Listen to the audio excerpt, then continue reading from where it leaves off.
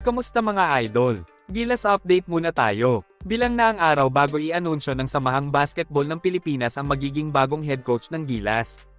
Pero ayon kay SBP President Al Panlilio, nahaharap daw sa dilema ngayon ang pagbuo ng bagong grupo ng ating national team.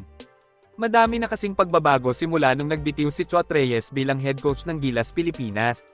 At sa paglisan niya sa posisyon bilang Gilas coach, bigla naman pinaubaya sa SMC Management ang Gilas na nagresulta sa pag-appoint kay Tim Cone bilang interim head coach ng national team mga idol.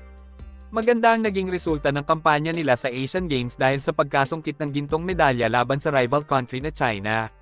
Pero ayon kay Al Panlilio, inaayos na nila ang schedule ng Gilas para sa mga tournament na sasalihan nila ngayong taon at sa mga susunod pa. Kinakausap na daw nila ang mga liga dito sa bansa dahil madalas nagkakaproblema ang koponan sa pag-recruit ng magagaling na manlalaro sa buong bansa mga idol.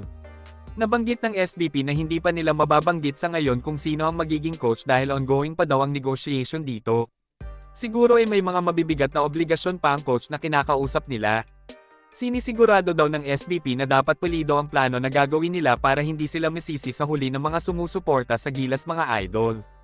Long-term plan kasi ang pinag-uusapan sa bagong programa ng Gilas kaya ingat na ingat ngayon ang SBP sa kanilang desisyon.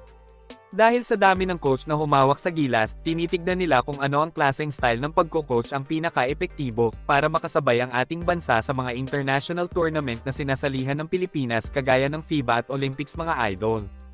Nabanggit niya nga sina Raika Toroman, Tab Baldwin at Chot Reyes na may kanya-kanyang diskarte sa pagbuo ng ating national team.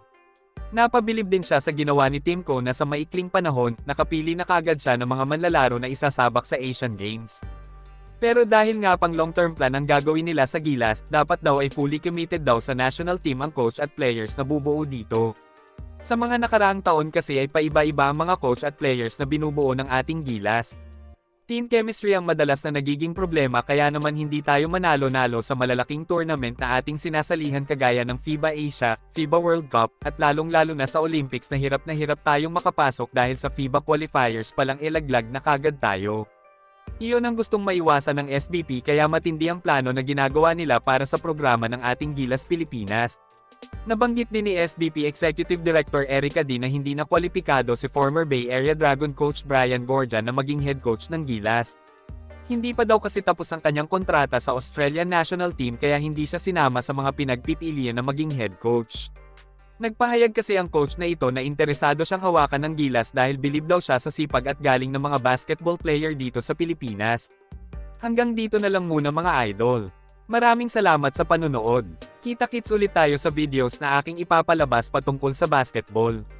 Kung bago ka pa lang sa channel ko, please consider to subscribe at huwag kalimutan pindutin ang like at notification bell button para updated ka sa videos na aking ipapalabas.